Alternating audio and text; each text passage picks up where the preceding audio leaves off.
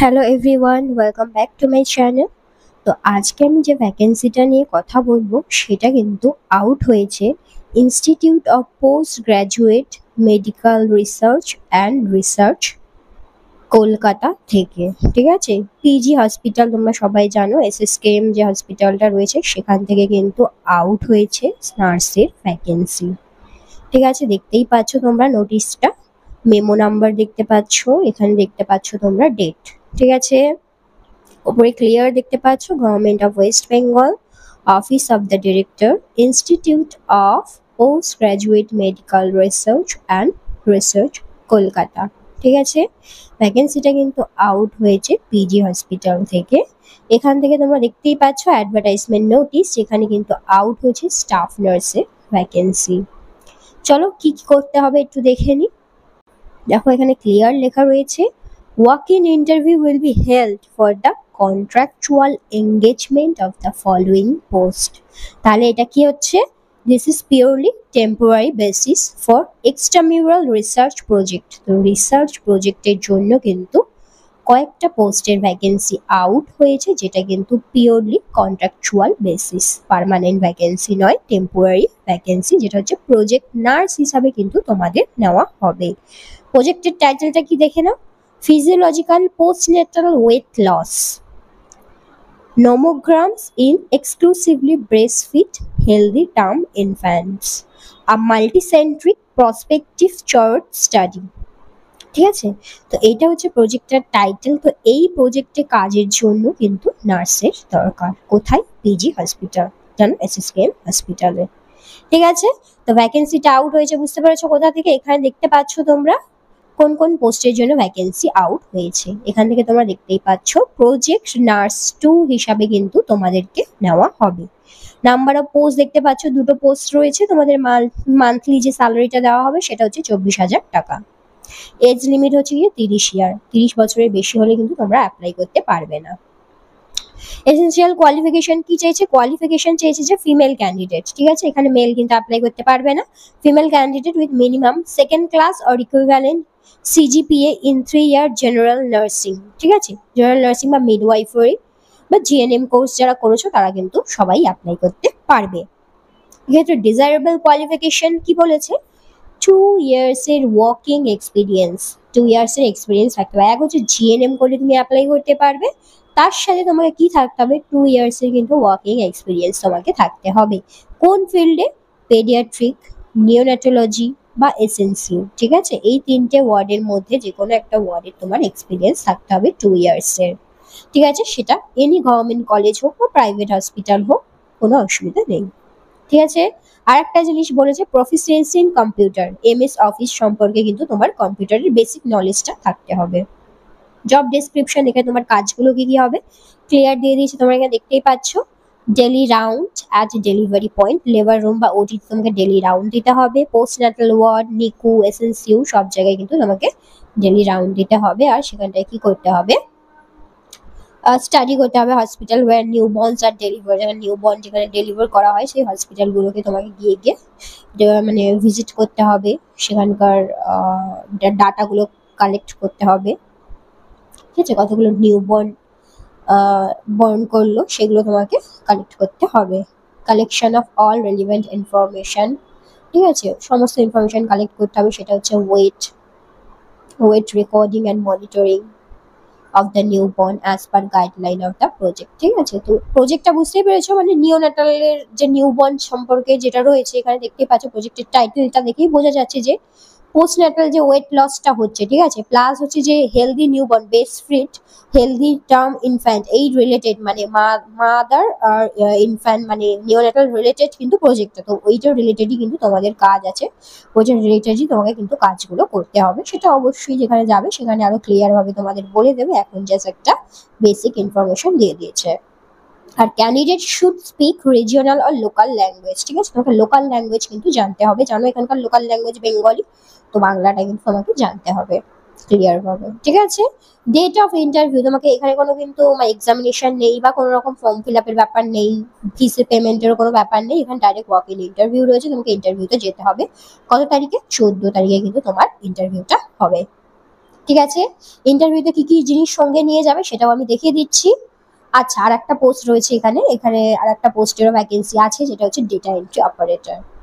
ঠিক আছে, একটা পোস্ট রয়েছে, তার জন্য কি হচ্ছে তোমার মান্থলি স্যালারি দিয়ে দিয়েছে 29,200, এজ লিমিট রয়েছে 30 ইয়ার্স।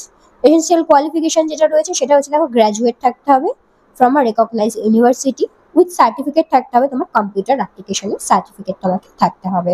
ঠিক আছে, আর বাকি যা ডিটেলস রয়েছে যারা অ্যাপ্লাই করবে এখান থেকে তোমরা পড়ে নিতে পারো। এই পিডিএফটা আমি আমার হোয়াটসঅ্যাপ গ্রুপে দিয়ে দেবো, এই ভিডিওটি ডেসক্রিপশন বক্সে হোয়াটসঅ্যাপ গ্রুপের লিঙ্ক পেয়ে যাবে, সেখান থেকে তোমরা হোয়াটসঅ্যাপে জয়েন হয়ে যাও। এই পিডিএফটা আমি হোয়াটসঅ্যাপে দিয়ে দেবো।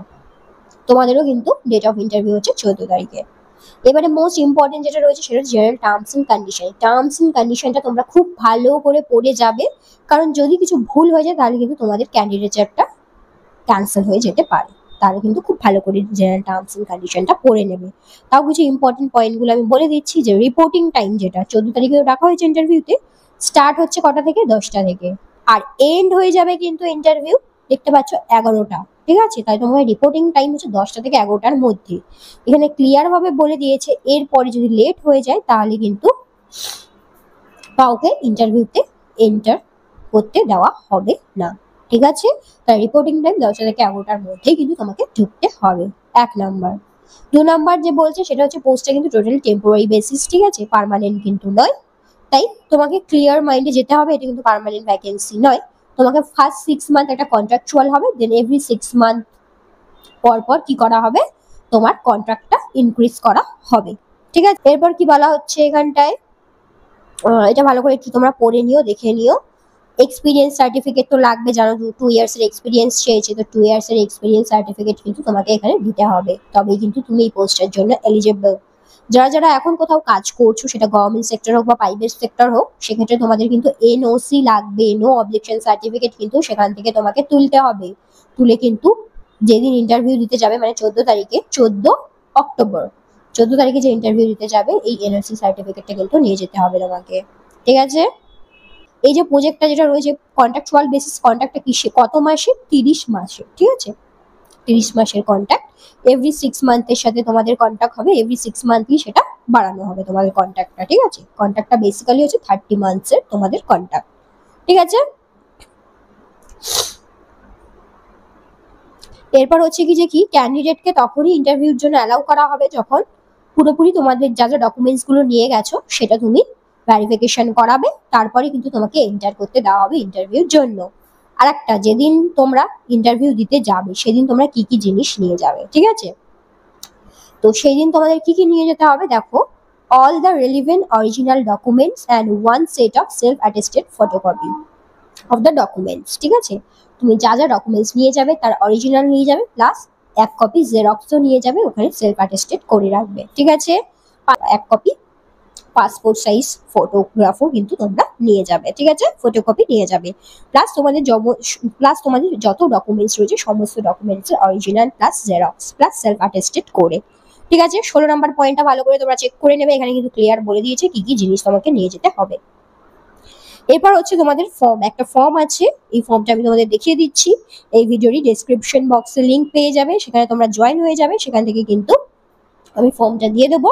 এই ফর্মটা কি করবে, তোমরা প্রিন্ট আউট কপি বার করবে, প্রিন্ট আউট কপি বার করে ফর্মটা ভালো করে ফিল আপ করবে, ফিল আপ করে নিয়ে এই ফর্মটা তোমরা যেদিন ইন্টারভিউ দিতে যাবে সেই দিন কিন্তু তোমরা নিয়ে যাবে। ঠিক আছে, প্লাস এর সাথে সমস্ত রকম ডকুমেন্টস অ্যাটাচ করে নিয়ে যাবে, প্লাস জেরক্স কপি। ঠিক আছে, কোথায় নিয়ে যাবে দেখতে পাচ্ছ, দেখো প্লেস অফ ইন্টারভিউ এখানে দিয়ে দিয়েছে, কোথায় তোমরা যাবে এটা ভালো করে নোট ডাউন করে নাও। তোমাদের যেখানে যেতে হবে সেটা হচ্ছে department of neonatology, 8th floor, seminar room. ঠিক আছে, institute of post graduate medical education and research and SSKM hospital, 244 AJC Bose road, Kolkata 700020। এটা হচ্ছে তোমাদের ইন্টারভিউ ভেন্যু। ঠিক আছে, নোট ডাউন করে নাও। ডেট অ্যান্ড টাইম, কবে যাবে ইন্টারভিউর জন্য, 14 অক্টোবর তোমরা যাবে ফ্রম 11:30 AM অনওয়ার্ডস। কিন্তু ওখানে কিন্তু ক্লিয়ার ভাবে দিয়ে দিয়েছে, এই জায়গাতে কিন্তু ক্লিয়ার ভাবে বলে দিয়েছে যে তোমাকে যেতে হবে সকাল 10টা থেকে 11টার মধ্যে, তোমাকে সেখানে রিপোর্টিং করতে হবে, তোমার ডকুমেন্ট ভেরিফিকেশন হবে, তারপরে তোমাকে ইন্টারভিউ রুমে এন্টার করতে দেবে। তাই তোমরা 11:30টা করবে না, 10টা থেকে 11টার মধ্যে সেখানে রিপোর্টিং করে নেবে। ঠিক আছে, এরপর চলে আসছি ফর্ম। কি ফর্মটা তোমাদের ফিল আপ করতে হবে, এই অ্যাপ্লিকেশন ফর্মটা কিন্তু হোয়াটসঅ্যাপ গ্রুপে আমি দিয়ে দেবো, তোমরা প্রিন্ট আউট বার করে ফর্মটা ভালো করে ফিল আপ করে নেবে।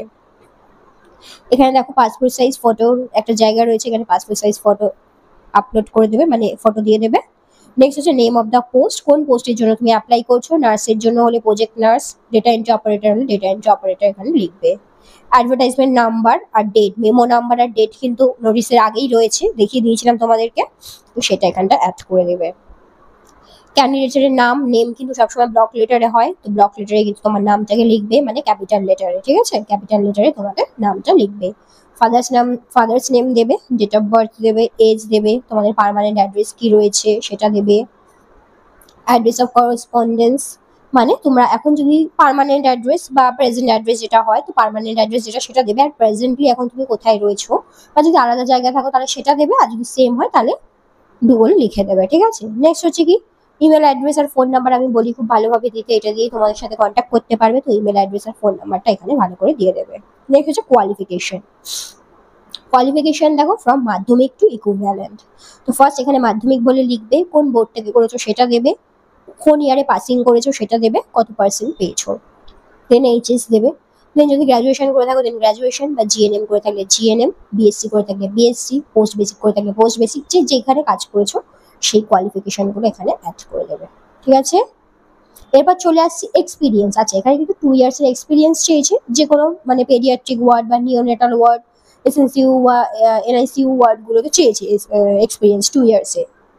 তো সেক্ষেত্রে তোমাকে এখানে লিখতে হবে পোস্ট, কোন পোস্টে তুমি কাজ করেছো, ডেজিগনেশন কি ছিল, দেন কোন ইনস্টিটিউট বা কোন হসপিটাল থেকে তুমি করেছো, কোন ডেট থেকে কোন ডেট অবধি করেছো, টোটাল কত ইয়ার্সের এক্সপিরিয়েন্স হয়েছে, আর তোমার ডিউটিস এন্ড রেসপন্সিবিলিটিস কি কি ছিল, এটা তোমরা এখানটা লিখে দেবে। ঠিক আছে, এরকমভাবে যে যেখান থেকে করেছো, যতগুলো হসপিটালে করেছো, এখানে সমস্ত এক্সপিরিয়েন্সটা তোমরা এখানে দেবে। ঠিক আছে, এরপর হচ্ছে দেখো লেখা রয়েছে have you ever been tried or convicted for any crime at any court of law, মানে তোমার মানে পুলিশ স্টেশনে তোমার কোনো রকম কোনো ডায়েরি বা এফআইআর করা হয়েছে কিনা, তোমার নামে এরকম কিছু হয়েছে কিনা। তো এখানটায় তোমাদের যদি সেরকম লিগাল কিছু হয়ে থাকে তো সেক্ষেত্রে তোমাদের ইয়েস করতে হবে, যদি না হয়ে থাকে তাহলে ক্লিয়ার ভাবে নো করে দেবে। যদি ইয়েস করো তাহলে কিন্তু তার ডিটেলসটা এখানে দিতে হবে তোমাকে। তারপর বলছে have you ever been declared unfit by any medical board. আচ্ছা, তোমাদের জানো যে কোনো কোর্স করতে গেলে একটা মেডিকেল ফিটনেস সার্টিফিকেট দিতে হয়, তো এখানে জিজ্ঞেস করা হচ্ছে যে যখন তুমি কোনো কোর্স করতে গেছো বা কোনো জায়গায় কিছু অ্যাপ্লাই করতে গেছো, তখন কি যে মেডিকেল সার্টিফিকেটটা চাওয়া হয়েছিল সেই মেডিকেলে কখনো কি তুমি আনফিট ছিলে, যদি থাকো তাহলে তার ডিটেলসটা দেবে, যদি না থেকে থাকো তাহলে এখানটা নো করবে। ঠিক আছে, এরপর দেখো তোমাকে ডিক্লারেশন দিতে হবে, এখানে তোমার ক্যান্ডিডেটের যে সিগনেচারটা রয়েছে ফুল সিগনেচার তোমরা এখানে করে দেবে। ডকুমেন্টস কি কি লাগবে এখানে দেখো ক্লিয়ার ভাবে দিয়ে দিয়েছে, এই ডকুমেন্টস গুলো তোমাকে নিয়ে যেতে হবে। কি কি নিয়ে যেতে হবে দেখো লেখা রয়েছে, please submit the following photocopies of documents. Self attested করবে, প্লাস এই যে ডকুমেন্টস গুলো দিয়েছে এই ডকুমেন্টসের কিন্তু জেরক্স তোমাকে দিতে হবে, আর অরিজিনাল গুলো নিয়ে আসতে হবে ভেরিফিকেশনের জন্য। কি কি রয়েছে, ফটো আইডি, একটা ফটো আইডি নিয়ে আসতে পারো, সেটা ভোটার কার্ড হোক বা আধার কার্ড হোক নিয়ে আসবে। Proof of age, age proof নিয়ে আসবে তোমরা, বার্থ সার্টিফিকেট যদি থাকে তো বার্থ সার্টিফিকেট, আদারওয়াইজ তোমরা মাধ্যমিকের অ্যাডমিট কার্ডও নিয়ে আসতে পারো। প্রুফ অফ অ্যাড্রেস, এই যে অ্যাড্রেস প্রুফ হিসাবে আধার কার্ড আনতে পারো বা ভোটার কার্ড আনতে পারো। নেক্সট রয়েছে কি প্যান কার্ড, আধার কার্ড এটা চেয়েছে, তো আধার কার্ড প্যান কার্ড এগুলো সব নিয়ে আসবে। মার্কশিট অ্যান্ড সার্টিফিকেট, তোমার যত মার্কশিট রয়েছে সমস্ত রকম মার্কশিট প্লাস সার্টিফিকেট নিয়ে আসবে। ঠিক আছে, এক্সপিরিয়েন্স সার্টিফিকেট, আর 2 ইয়ার্সের এক্সপিরিয়েন্স চেয়েছে, তোমাদের এক্সপিরিয়েন্স সার্টিফিকেটটাও কিন্তু সঙ্গে নিয়ে আসতে হবে। ঠিক আছে, তো এটাই ছিল টোটাল নোটিশটা।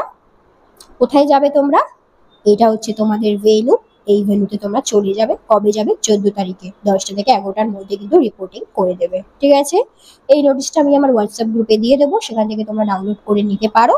আর যদি তোমাদের কোনো কোয়ারিজ থাকে তাহলে তোমরা আমাকে কমেন্ট বক্সে কমেন্ট করতে পারো, আমি চেষ্টা করবো তোমাদের কমেন্টে রিপ্লাই করে দেওয়ার। আর একটা জিনিস এখানে আমি বলতে চাই, তো তোমরা জানো যে WBHRV staff nurse grade 2 form fill up কিন্তু আজকেই লাস্ট ডেট, আজকে 22 তারিখ। কাল থেকে কিন্তু এডিট উইন্ডো স্টার্ট হবে, তো যার যত কোয়ারিজ রয়েছে কালকে ওয়েট করবে, কালকে আমি এডিট উইন্ডো যখন খুলবে কি কি জিনিস তোমরা এডিট করতে পারবে বা কিভাবে এডিট করবে সমস্ত রকম তথ্য কিন্তু আমি কালকে দেব। তো তোমরা ওয়েট করে থাকো। আজকের ভিডিওটা এতটাই রাখছি। Till then by.